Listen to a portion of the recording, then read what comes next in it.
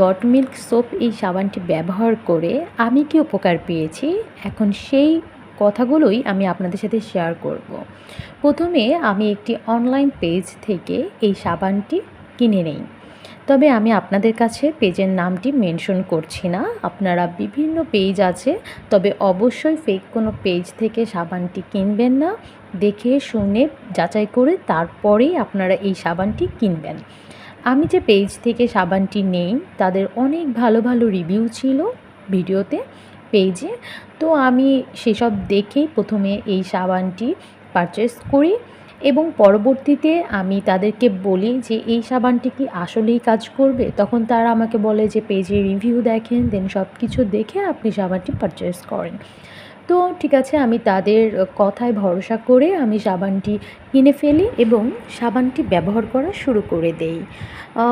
৭ থেকে ১৫ দিনের মধ্যেই আমি একটু চেঞ্জ দেখতে পাই আমার স্কিনের। যখন আমি সাবানটি কিনেছিলাম তখন তাদের কাছে জানতে চেয়েছিলাম এই সাবানের কাজ কী।